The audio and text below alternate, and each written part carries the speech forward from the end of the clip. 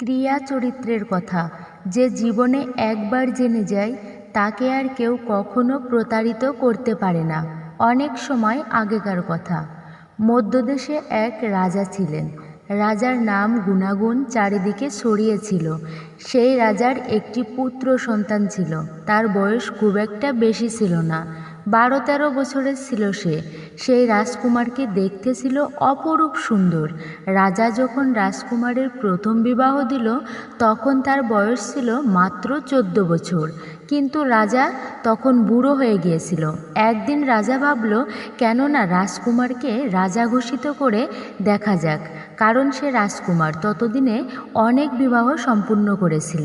আর আগেকার দিনে একটা রীতিনীতি ছিল যে রাজারা অনেক বিবাহ করতে পারত। রাজা তার পুত্রকে অর্থাৎ রাজকুমারকে রাজা বানিয়ে দিল। সেই রাজকুমারের ততদিনে 60টা বিবাহ সম্পূর্ণ হয়েছিল, অর্থাৎ তার 60টি রানী ছিল। তবে রাজকুমারের বয়স তো অল্প, তাই সে তখনও পড়াশোনা চালিয়ে যাচ্ছিল। রাজকুমার প্রতিদিন গুরুকুলে পড়াশোনা করতে যেত।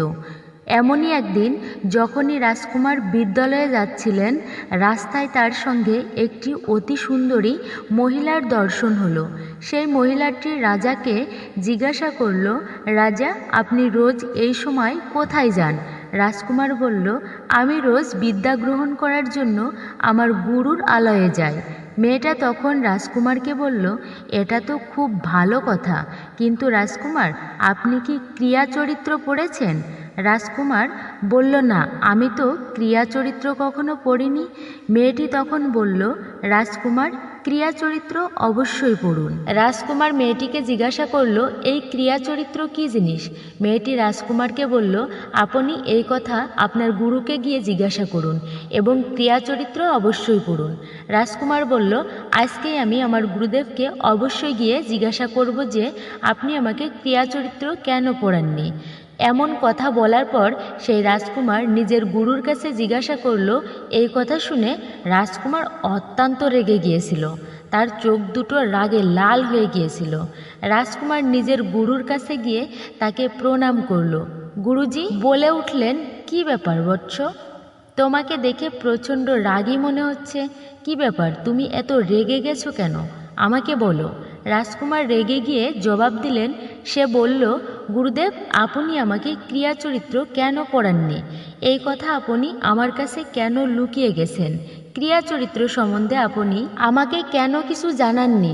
গুরু তখন তার শিষ্যকে বলল, বাবা, তুই ক্রিয়া চরিত্র পড়তে পারবি না। ক্রিয়া চরিত্র অত্যন্ত ভয়ঙ্কর জিনিস। এটা পড়া বিপদ ডেকে আনার সমান। যদি তুমি ক্রিয়া চরিত্র পড়ো তাহলে তোমার মৃত্যুও হতে পারে। রাজকুমার বলল, গুরুদেব, আপনি এই ব্যাপারে চিন্তা করবেন না, আমি নিজেই এই রাজ্যের রাজা। রাজকুমারের এমন কথা শুনে গুরুদেব বললেন, আচ্ছা ঠিক আছে, যখন তুমি এত জেদ করছো তাহলে আমি তোমাকে অবশ্যই ক্রিয়া চরিত্র পড়াবো। দীর্ঘ 1 বছর কেটে গেল। রাজকুমারের ক্রিয়া চরিত্র পড়া সম্পূর্ণ হলো। গুরুদেব রাজকুমারকে বললেন, বাবা, এখন তোমার ক্রিয়া চরিত্র পড়া সম্পূর্ণ হয়েছে। এখন থেকে তুমি নিজের রাজ্যে যাও এবং শান্তিমতো রাজ্য চালাও। রাজকুমার বলল, ঠিক আছে গুরুদেব, আপনার যা আজ্ঞা। রাজকুমার যখন রাজ্যের উদ্দেশ্যে রওনা দিচ্ছিল তখনই গুরুদেব তাকে আটকে দিলেন। গুরুদেব রাজকুমারকে বললেন, বাবা, আমি তোমাকে এমন একটা যন্ত্র দিচ্ছি, সেটা তুমি যখন কানে লাগাবে কেউ তোমাকে দেখতে পাবে না বা চিনতে পারবে না। রাজকুমার সেই যন্ত্র নিজের হাতে নিয়ে নিল। গুরুদেব বললেন, এই যন্ত্র নিয়ে যাও এবং আজই রাত্রে রাত 12টার পরে নিজের রাজমহল থেকে বেরিয়ে জঙ্গলের উদ্দেশ্যে রওনা দেবে। তুমি জঙ্গলে গিয়ে পূর্ব দিকের রাস্তা ধরবে এবং যখন তুমি পূর্ব দিকের রাস্তা ধরবে তখন যেন তোমার কানে এই যন্ত্রটি থাকে। কানের যন্ত্র লাগানোর পর পূর্ব দিশায় যখন রাস্তা শেষ হচ্ছে এই রাস্তার মোড়ে দাঁড়িয়ে থাকবে। রাজকুমার বললেন, ঠিক আছে গুরুদেব, আমি তাই করব। এই কথা বলে রাজকুমার নিজের মহলের উদ্দেশ্যে রওনা দিলেন। রাত্রি যখন 12টা বাজল এবং রাজার সমস্ত পত্নী ঘুমিয়ে পড়ল তখন রাজা মহলের বাইরে বের হলেন। রাজার হাতে সেই যন্ত্রটি ছিল এবং রাজা জঙ্গলের উদ্দেশ্যে রওনা দিলেন। রাজা পূর্ব দিশায় রাস্তার মোড়ে গিয়ে দাঁড়ালো এবং সেখানে গিয়ে কানের যন্ত্রটি লাগিয়ে নিল। কিছুক্ষণ দাঁড়ানোর পর রাজা দেখতে পারল সেই মেয়েটাকে, যাকে রাজা রাস্তায় দেখেছিল, যে রাজাকে ক্রিয়া চরিত্র পড়ার উপদেশ দিয়েছিল। সেই মেয়েটির হাতে একটি থালা নিয়ে জঙ্গলের উদ্দেশ্যে রওনা দিয়েছে। রাজাও তখন মেয়েটির পিছু নিল। অনেক দূর যাওয়ার পর রাজা দেখতে পেল মেয়েটি একটি ঋষির কুটিরের সামনে গিয়ে পৌঁছালো। সেখানে বসেছিল একটি সাধু। এদিকে মেয়েটি রাজাকে চিনতে পারল না, কারণ রাজার কানে যন্ত্র লাগানো ছিল। রাজা দেখল জঙ্গলের মধ্যে একটা ছোট্ট কুটির রয়েছে এবং কুটিরের সামনে বসে আছে এক সাধু। মেয়েটি সাধুর সামনে গিয়ে বসলো। সাধুর কাছে ছিল একটি জাদুর পুটুলি। রাজা দূর থেকে সবই লুকিয়ে দেখছিল। রাজা দেখতে চাইছিল যে সেই সাধু বাবার কাছে মেয়েটি কেন গেছে। ইতোমধ্যে সাধুটি মেয়েটিকে বলে উঠল, তোর আসতে এত দেরি হলো কেন? হাত জোর করে মেয়েটি বাবার উদ্দেশ্যে বলল, গুরুজি, আমার বিয়ে হয়ে গেছে। আমার স্বামী আজ রাতেই আমাকে নিয়ে যাবেন। তাকে বুঝিয়ে আসতে আসতে আমার দেরি হয়ে গেল। সাধু যখন শুনতে পারল যে মেয়েটির বিয়ে হয়ে গেছে, সাধু বলে উঠল, আচ্ছা, তার মানে তোর বিয়ে হয়ে গেছে আর তুই তোর স্বামীর সঙ্গে যেতে চাস? তাহলে আমার কাছে কেন এসেছিস? মেয়েটি বলল, গুরুজি, আমি আপনাকে ছাড়া থাকতে পারবো না, আমি আপনাকে ছাড়া বাঁচতেও পারবো না। সাধু তখন বলল, আমার সঙ্গে থাকতে গেলে তোর একটা কাজ করতে হবে। এই কথা বলার সঙ্গে সঙ্গেই সাধু একটা লম্বা চাকু বের করলো। মেয়েটিকে সেই চাকুটি দিয়ে বলল, যা, এবার গিয়ে নিজের স্বামীর গলা কেটে নিয়ে আয়। নিজের সেই স্বামীকে মেরে দে যে তোর আর আমার মাঝে এসেছে, তারপর আমি তোকে বিয়ে করে নেব। মেয়েটি আগে পিছে কিছুই ভাবলো না, চাকুটি নিয়ে দৌড়ে গেল তার স্বামীর কাছে আর তার গলাটি কেটে নিয়ে চলে আসলো সাধুর কাছে। এদিকে রাজা এই সমস্ত কিছুই দেখছিল। সাধু যখন দেখলো মেয়েটি তার স্বামীর গলা কেটে তার কাছে নিয়ে এসেছে, সাধু প্রচণ্ড রেগে গেল। সে তাকে ধাক্কা মেরে সরিয়ে দিয়ে বলল, তুই যখন তোর স্বামীর হতেই পারলি না, তখন আমার কি হবি? তাড়াতাড়ি এখান থেকে চলে যা। সাধুর এমন বিরূপ মন্তব্য শুনে মেয়েটি অবাক হয়ে গেল। তার পায়ের তলা থেকে মাটি সরে গেল। তাও সে নিজের স্বামীর কাটা মাথাটি নিয়ে ঘরে চলে এলো। দেখতে দেখতে রাত পুইয়ে সকাল হয়ে গেল। মেয়েটি সকালবেলা চিৎকার করে কাঁদতে লাগলো। সবাইকে জড়ো করে বলল, রাত্রে কোনো চোর এসে আমার স্বামীর গলা কেটে দিয়ে গেছে। কিন্তু রাত্রে রাজকুমার সমস্ত কিছু দেখে নিয়েছিল। গ্রামের লোকেরা সেই মেয়েটির স্বামীকে নিয়ে শ্মশানঘাটে উপস্থিত হলো। মেয়েটি তখন চিৎকার করে বলতে লাগলো, আমিও বেঁচে থাকতে চাই না, আমি আমার স্বামীর সঙ্গে সতী হতে চাই। রাজকুমার সেখানে দাঁড়িয়ে সমস্ত কিছুই দেখছিলেন। মেয়েটি ক্রমশ চিৎকার করে বলছিল, আমার স্বামী যখন এই পৃথিবীতে নেই, তাহলে আমি বেঁচে থেকে কি করব? আমি ওনার সঙ্গেই সতী হয়ে যাব। রাজা যেই রাত্রে এই সমস্ত ঘটনা দেখেছিল, মেয়েটির কথা শুনে হাসি পেয়ে গেল। রাজা বলতে লাগলো, ক্রিয়া চরিত্রের কথা কেউ জানতে পারে না। কাল রাতে যা ঘটেছে তা তো আমি দেখেছি। বন্ধুরা, রাজকুমারের এই কথা অন্য কেউ বুঝতে পারল না, কিন্তু সেই মেয়েটি বুঝে গেল। মেয়েটি রাজাকে বলতে লাগলো, রাজামশাই, ঠিক আছে, আপনি আমার উপর এই রকম বলছেন, আমি তো কিছুক্ষণের মধ্যেই সতী হয়ে যাব, কিন্তু যাওয়ার আগে আমি আপনাকে একটা কথা বলে যেতে চাই। যদি কখনো আপনি মাটিতে বসেন বা চাটাইয়ের উপর বসেন, তাহলে চাটাইটি ঝেড়ে তাতে বসবেন। রাজা ভাবল, এই মেয়েটা কি বলছে? আমি তো রাজা, আমি কেন চাটাইয়ের উপর বসতে যাব? মেয়েটি বলল, না, যদি কখনো এমন সুযোগ আসে যে তোমাকে চাটাইয়ের উপর বসতে হয়, তাহলে সেটিকে ঝেড়ে অবশ্যই বসবে। রাজকুমার বলল, আচ্ছা, ঠিক আছে, তুমি যখন বলছো আমি সেটা অবশ্যই করব। এই কথা বলতে বলতেই মেয়েটি আগুনে ঝাঁপ দিল এবং সে তার স্বামীর সঙ্গেই সতী হয়ে গেল। রাজকুমার তাদের অন্তিম সংস্কার করে আবার নিজের মহলে চলে আসলেন। এইভাবেই সারা দিন রাত কাটল।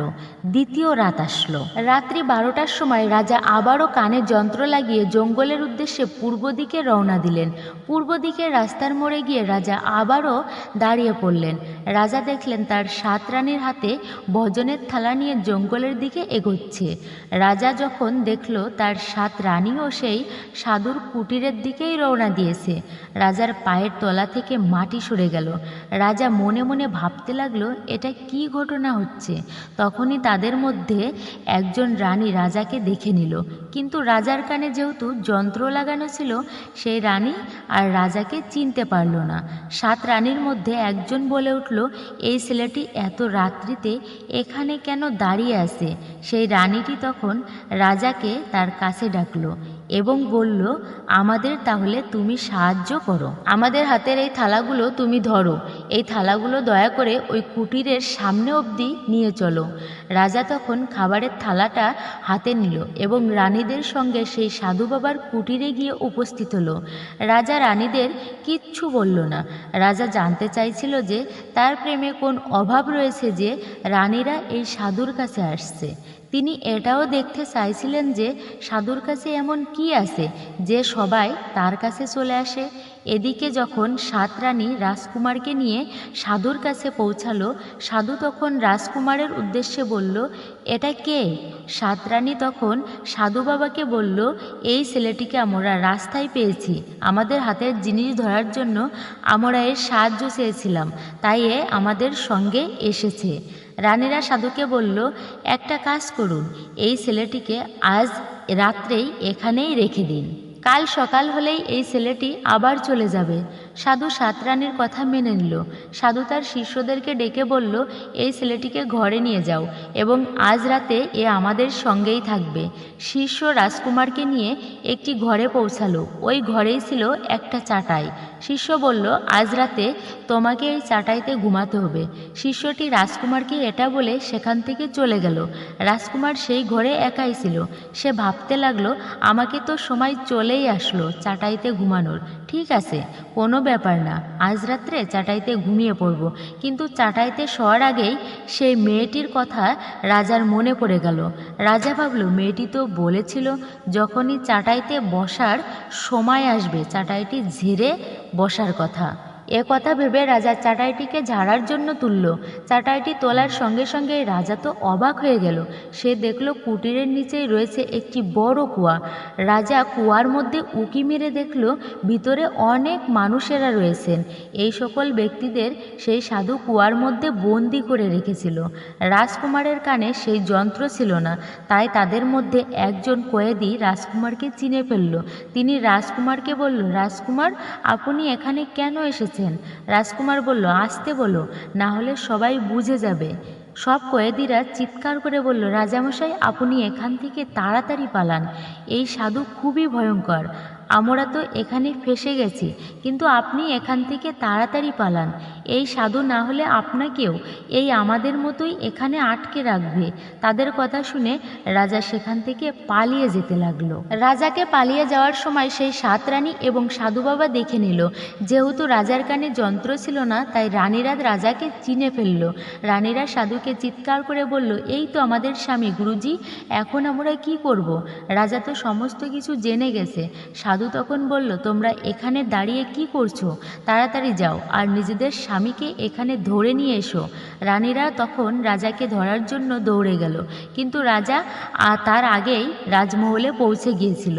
রানীরা যখন দেখলো রাজামশাই তো রাজমহলের ভেতরে প্রবেশ করে গেছেন, এখন তো আমরা কিছুই করতে পারবো না, তখন তারা আবার সেই সাধুর কাছে গেল। তারা সাধুকে বলতে লাগলো, গুরুজি, আমাদের এবার বাঁচান, রাজামশাই এখন আমাদের মেরেই ফেলবেন। সাধু তখন নিজের পুটুলি খুলল এবং পুটুলি থেকে একটি ছোট্ট পেরেক বের করলো। সাধু বলল, এই পেরেক তোমরা গিয়ে এটা রাজার মাথায় ঢুকিয়ে দাও, রাজা সেখানেই শেষ হয়ে যাবে। 7 রানী সাধুর কথা শুনে নিল এবং সেই পেরেকটি নিয়ে মহলে উপস্থিত হলো। তারা জানতো যে রাজা নিজের ছোট রানীকে খুবই ভালোবাসেন, তাই সে সব রানীরা ছোট রানীকে সেই পেরেকটি দিল এবং তারা সবাই মিলে সেই রাজার কাছে গেল। তারা কাঁদতে কাঁদতে রাজাকে বলল, রাজামশাই, গুরুদেব আমার উপরে মায়া করেছিল, তাই আমরা এমন ভুল করেছিলাম, আপনি আমাদের ক্ষমা করুন। রাজা ভাবল যে সত্যি হয়তো গুরুজি কোনো মায়াবী, হয়তো সে আমার রানীদের উপর মায়াই করেছে। এই ভেবে রাজা তার রানীদেরকে ক্ষমা করে দিল। যেহেতু রাজা নিজের ছোট রানীকে সবচেয়ে বেশি ভালোবাসত, তাই সেই রাতে রাজার সঙ্গে তার ছোট রানীই থাকলো। কিছুক্ষণ পর ছোট রানী রাজাকে ঘুম পাড়িয়ে দিল। রাজা যখন ঘুমিয়ে পড়ল, সমস্ত রানীরাই রাজার সামনে উপস্থিত হলো এবং সেই জাদুর পেরেকটি রাজার মাথায় ঢুকিয়ে দিল। জাদুর পেরেকটি মাথায় ঢোকানোর সঙ্গে সঙ্গেই রাজা সেখানেই মূর্ছিত হলেন। রানীরা সবাই মিলে যখন রাজাকে হত্যা করতে যাবে, রাজামশাই হঠাৎই জেগে গেলেন এবং দৌড়ে মহল থেকে বাইরে পালাতে লাগলেন। রানীরাও তার পিছু নিল। রাজা দৌড়াতে দৌড়াতে চলে আসলেন নিজের গুরুজির আশ্রমে। সেখানে গিয়ে রাজা সমস্ত কিছু নিজের গুরুজিকে জানালেন। গুরুজি তখন বলল, সমস্ত কিছু রাজাকে বললেন, তোমাকে আমি আগেই বলেছিলাম যে ক্রিয়া চরিত্র তুমি পড়ো না। ক্রিয়া চরিত্র পড়লে প্রাণের ভয় আছে, তোমার প্রাণের সংশয় হতে পারে, তুমি আমার কথা শুনলে না। তখন রাজা তার গুরুকে বললেন, গুরুদেব, এখন আপনি আমাকে রক্ষা করুন, আপনি আমার মাথা থেকে এই পেরেকটি বের করুন, না হলে তো আমি মরেই যাব। গুরুজি বলল, আমি তোমার মাথা থেকে পেরেকটি তো বের করতে পারবো না, কিন্তু তোমাকে একটা উপদেশ দিতে পারি। আমি তোমাকে জাদুবিদ্যার দ্বারা একটি তোতায় পরিণত করছি, আর যখন আমি তোমাকে তোতায় পরিণত করব, তুমি সুকোয়াদ রাজ্যে চলে যাবে। সে এই দুষ্টু সাধু বাবার কোনো জাদুই সেখানে চলে না। রাজকুমার বলল, তাহলে কি আমি সারা জীবন তোতা পাখি হয়েই থাকব? গুরুদেব তখন বলল, যখন কোনো কন্যা তোমাকে অন্তর থেকে প্রেম করবে, ভালোবাসবে, সে পবিত্র মনে তোমাকে আপন করে নেবে, তখনই তুমি পুনরায় আবার মনুষ্য রূপ ধারণ করতে পারবে। রাজকুমার বলল, ঠিক আছে গুরুদেব, তাহলে আপনি আমাকে তোতা বানিয়ে দিন। তখন গুরুদেব রাজকুমারকে তোতা বানিয়ে দিল। সেই তোতা উড়ে গেল সুকোয়াদ রাজ্যে। সুকোয়াদ রাজ্যে একটি জঙ্গলে অনেক তোতা থাকতো। সেই তোতা তাদের মধ্যেই চলে গেল। এদিকে সাত রানী তো রাজকুমারকে খুঁজে বেড়াচ্ছে। তারা যখন রাজকুমারকে পেল না, তারা সকলে আবার সেই সাধু বাবার কাছে পৌঁছালো। বাবা নিজের জাদুর পুটুলিতে দেখলেন রাজকুমার তোতা হয়ে সুকোয়াদ রাজ্যে রয়েছে। রানীরা এখন সাধু বাবাকে বললেন, গুরুদেব, এখন আমরা কি করব? এখন তোমরা নিজের মহলে যাও এবং রাজ্যে ঘোষণা করো, কেউ যদি তোতা ধরে আমাদের সামনে আনে, তাদেরকে আমরা 5টি সোনার মোহর দেব। রাজ্যের যত শিকারী ছিল সবাই তোতা ধরতে চলে গেল এবং প্রতিদিন তারা অনেক অনেক তোতা ধরে নিয়ে আসতো রানীদের কাছে। রানীরা প্রত্যেকটি তোতাকে নির্মমভাবে হত্যা করত। এইভাবে অনেক দিন কেটে গেল। রাজকুমার যে তোতাদের সঙ্গে ছিল, তাদের মধ্যে সে খুবই ভালো ভালো কথা বলতো, অনেক জ্ঞানের উপদেশ দিত। তাই সে সমস্ত তোতামরা মিলে রাজকুমারকে নিজেদের নেতা ঘোষিত করলো। একদিন এক শিকারী তোতা ধরতে ধরতে সুকোয়াদ রাজ্যে চলে গেল এবং সে দেখতে পারল একটি গাছে অনেক তোতা বসে আছে। শিকারী গাছের নিচে লুকিয়ে তোতাদের গতিবিধি দেখতে লাগলো। সে দেখলো তোতারা কখন উড়ে যায়, কখন ফেরত আসে। এরকমভাবেই দেখতে দেখতেই একদিন যখন তোতারা কেউ গাছের ডালে ছিল না, সেই শিকারী তখন গাছের উপরে উঠল এবং গাছের মধ্যে অসংখ্য চিরা লাগিয়ে দিল, যার ফলে গাছের থেকে অনেক আঠা বেরোলো। প্রতিদিনের মতোই তোতারা সারাদিনের কাজ সেরে রাত্রে গাছের উপরে এসে বসলো। কিন্তু রাত্রে যখন তারা গাছে নিজেদের ডালে গিয়ে বসলো, তারা দেখলো গাছের ডালের থেকে তারা আর উঠতে পারছে না, তাদের পা গাছের ডালে আটকে গিয়েছে। সব তোতারা তখন তারা সেই রাজকুমার অর্থাৎ তাদের নেতাকে বলে উঠল, আমরা এখন কি করব, তুমি আমাদের উপদেশ দাও। রাজকুমার সমস্ত তোতাদের বলল, তোমরা এক কাজ করো, গাছের মধ্যে মরে যাওয়ার ভান করো, উল্টো করে ঝুলে থাকো। সকালে যখন সেই শিকারী আসবে, সেই শিকারী দেখে ভাববে তোমরা সকলে মরে গেছো। রাজকুমারের কথা শুনে সমস্ত তোতারা তাই করলো। সকালে যথাসময়ে সেই শিকারী আসলো। শিকারী দেখে ভাবলো সমস্ত তোতারাই তো মরে ঝুলে রয়েছে। তোতাদেরকে তখন গাছের থেকে নামিয়ে সেই শিকারী মাটিতে রাখলো। তখনই সমস্ত তোতারা উড়ে পালিয়ে গেল। গাছের মধ্যে শুধুমাত্র ছিল সেই রাজকুমার। শিকারী তখন সেই রাজকুমারকে ধরে রানীদের কাছে নিয়ে যেতে লাগলো। রাজকুমার যে তোতা হয়েছিল, সেই শিকারীকে তাই যেতে যেতে বলল, তুমি রানীদের কাছে আমাকে নিয়ে গিয়ে কত টাকা পাবে?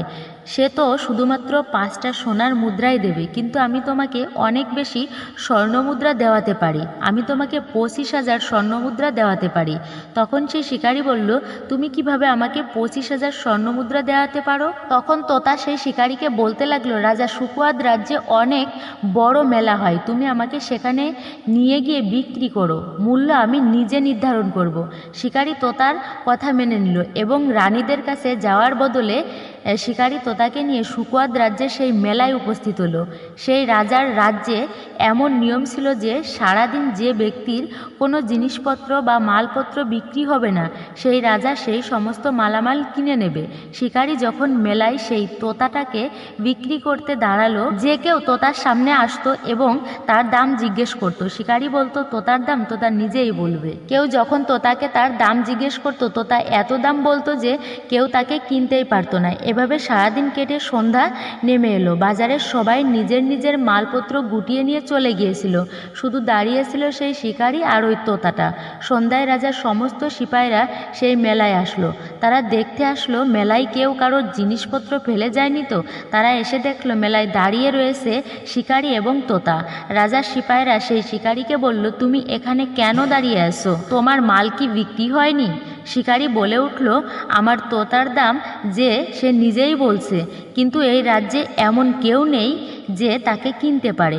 তখন সিপাহীরা বলে উঠল, তোমার তোতা কত দাম? শিকারী বলল, তোতার দাম তো তোতা নিজেই বলবে। তোতা তখন নিজের দাম বলল, 25,000 স্বর্ণমুদ্রা। একথা শুনে সিপাহীরা রাজার কাছে উপস্থিত হলো এবং রাজাকে বলতে লাগলো, রাজামশাই, একজন মাল বিক্রি করতে পারেনি। এমন কে আছে আমার রাজ্যে যে তার মাল বিক্রি করতে পারেনি? সিপাহীরা রাজাকে বলতে লাগলো, এক শিকারী তোতা বিক্রি করতে এসেছে, সে তো তার দাম নিজেই বলছে। এত বেশি হওয়ার কারণে কেউ তো সেই তোতা কিনতে পারেনি। রাজা বলল, কত এই তোতার মূল্য? সিপাহীরা বলল, তোতার নিজের মূল্য 25,000 স্বর্ণমুদ্রা বলেছে। রাজা মনে মনে ভাবল, এত দাম এই তোতার, কিন্তু তবুও একে তো আমার কিনতেই হবে, তা না হলে রাজ্যের মান থাকবে না। এই কথা বলে রাজা সেই শিকারীর কাছে উপস্থিত হলো। শিকারীর কাছে গিয়ে রাজা সেই তোতাকে কিনে নিল, কিন্তু তোতা তো সে তোতা নয়, সে তো রাজকুমার। তাই তার কথাবার্তার মাধ্যমে সে রাজার মন জয় করে নিল। রাজা সবসময় তোতাকে খাওয়াতো, রাজা সবসময় নিজের কাছেই রাখতো। একদিন রানীও সেই তোতাকে নিয়ে গেল নিজেদের কাছে। রানীরাও তোতাকে নিয়ে নিজের সময় কাটাতে লাগলো। তোতাও ভালো ভালো কথা বলে রানীদের মন জয় করে নিল। রাজার একটি সুন্দরী কন্যা ছিল, সেও সেই তোতাকে খুব ভালোবাসতো। একদিন রানীমা তার কন্যাকে বলল, আজ তুই তোতাকে স্নান করাবি, স্নান করিয়ে ওকে পরিষ্কার করে দিবি। মায়ের কথা শুনে সেই রাজকুমারী তোতাকে স্নান করানোর জন্য নিয়ে গেল। সেই তোতাকে যখন স্নান করাচ্ছে তখন তার হাতে একটা কিছু বাঁধল। সে দেখল তোতার মাথায় একটা পেরেক গাঁথা রয়েছে। রাজকুমারী যখনই তোতার মাথা থেকে ওই পেরেকটি খুলে নিল, তখনই একটা চমৎকার হলো। সেই তোতা রাজকুমারে পরিণত হলো। রাজকুমারী তো ভয়ে ইতস্তত হয়ে গেল।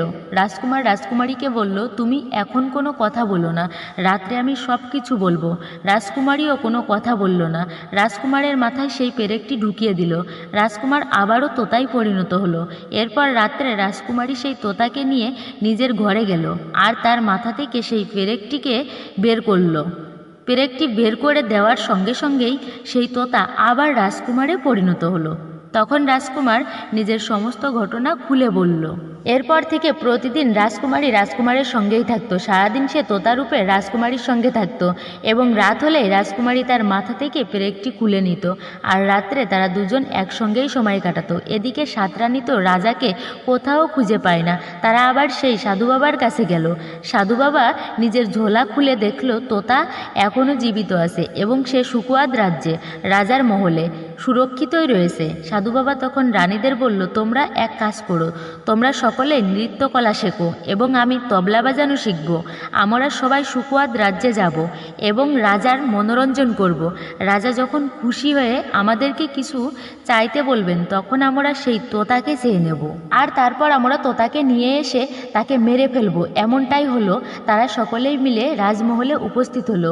রাজমহলে উপস্থিত হয়ে তারা রাজাকে বলল, আমরা আপনাকে নৃত্যকলা দেখাতে চাই। এবং রাজাও ছিল সঙ্গীত প্রেমিক, তাই সেও এতে রাজি হয়ে গেল। সেই সাতরানী এবং সাধু বাবা নিজেদের অলৌকিক ক্ষমতার দ্বারা রাজার মন জয় করে নিল। রাজা বললেন, তোমরা কি চাও, চাইতে পারো। তখন সাধু বাবা সেই তোতাকে রাজার কাছে চেয়ে নিল। এদিকে তোতা এই সমস্ত কিছুই দেখে নিয়েছিল। সে রাজকুমারীকে বলতে লাগলো, রাজকুমারী, কেউ যদি আমাকে নিতে আসে তুমি তাকে একদমই দিবে না। তুমি বলবে আমি তোতাকে কাউকে দেব না। তারপর যদি রাজা আসে তখনও তুমি আমাকে দেবে না, তুমি হাত থেকে আমাকে ফেলে দেবে, তুমি আমাকে মাটিতে ফেলে দেবে। তারপর আমি বুঝে নেব যে আমাকে ঠিক কি করতে হবে। এমনটাই হলো। রাজা নিজের প্রধানমন্ত্রীকে বলল যে, যাও তোমরা তোতাকে নিয়ে এসো। প্রধানমন্ত্রী প্রধানমন্ত্রী বলল রাজকুমারীর কাছে গিয়ে তোতাকে চাইলো। রাজকুমারী বলল না, আমি তোতাকে কাউকে দেব না। প্রধানমন্ত্রী অনেকবার বলল, কিন্তু রাজকুমারী বলল না, আমি কাউকেই দেব না এই তোতাকে। যদি তোতা নিতেই হয় তবে রাজাকে পাঠাও। প্রধানমন্ত্রী রাজাকে সমস্ত কিছুই জানালো। রাজা নিজেই গেল রাজকুমারীর কাছে। তখন বলল, রাজকুমারী তুমি এমন কেন করছো? ওরা আমার রাজ্যের অতিথি, আমি ওদেরকে প্রতিশ্রুতি দিয়েছি এই তোতা আমি ওদেরকে দেব। রাজকুমারী বলল না, আমি তোতা কাউকে দেব না। রাজা জোর করায় রাজকুমারী তোতাকে মাটিতে ফেলে দিল। যেই রাজকুমারী তোতাকে মাটিতে ফেলে দিল, তোতা চাউলে পরিণত হলো। তোতাকে চাউলে পরিণত হতে দেখে সেই সাধু বাবা নিজের রূপ ধারণ করলো এবং একটি পায়রায় পরিণত হলো, আর সেই চাউলের দানাগুলোকে খেতে লাগলো। সাধু যখনই পায়রা রূপে পরিণত হলো, সেই চাউলের দানাগুলো এবার পরিণত হলো বাজ পাখিতে। রাজকুমার বাজ পাখিতে পরিণত হওয়ার পর পায়রা রূপধারী সেই সাধু বাবাকে নিজের নখ দিয়ে আছড়ে মেরে ফেলল এবং তারপর সে পরিণত হলো আবার রাজকুমারে। নিজের চোখের সামনে এই সব অলৌকিক ঘটনা দেখে রাজা তো অবাক হয়ে গেল। তখন রাজকুমার রাজার কাছে গিয়ে বলল, হে রাজন, আমি মধ্যদেশের রাজা। এরপর রাজকুমার তার জীবনের সমস্ত বৃত্তান্ত রাজাকে বলল। রাজকুমার বলল, রাজন, আমি আপনার কন্যাকে ভালোবাসি এবং আপনার কন্যা আমাকে ভালোবাসে। আমি আপনার কন্যাকে বিবাহ করতে চাই। রাজা তখন নিজের কন্যাকে জিজ্ঞাসা করল, তুমি কি রাজকুমারকে ভালোবাসো? রাজকুমারীও সম্মতি জানালো। তারপর রাজা রাজকুমার ও রাজকুমারীর বিয়ে দিয়ে দিল এবং তারা সকলেই মিলে নিজের রাজ্যে প্রস্থান করল। রাজ্যে গিয়ে তারা 7 রানীকে কঠিন শাস্তি দিল এবং 7 রানীকে কারাগারে আজীবনের জন্য বন্দী করে দিল। বন্ধুরা, যখন কোনো স্ত্রী কোনো পরিস্থিতিতে পড়ে চালাকি অথবা চতুরাই দেখায় অথবা অন্য কাউকে বোকা ভাবে, কোনো অভিনয় অথবা ঢং করে নিজেকে বাঁচানোর জন্য মিথ্যা কথা বলে এবং অপকর্ম করে, তাকে এই ক্রিয়া চরিত্র বলে, যেটা পড়ার পর রাজাকে নিজের প্রাণ বাঁচানোর জন্য এদিক ওদিক ছুটতে হয়েছিল।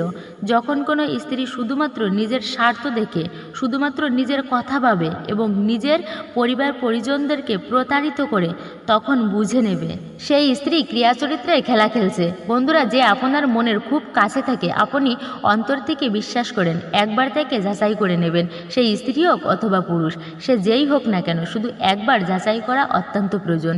যদি যাচাই করার পর এটা প্রমাণিত হয় যে সে আপনার সঙ্গে কোনোরূপ খেলা খেলছে, তাহলে তাদের থেকে দূরত্ব বজায় রাখুন।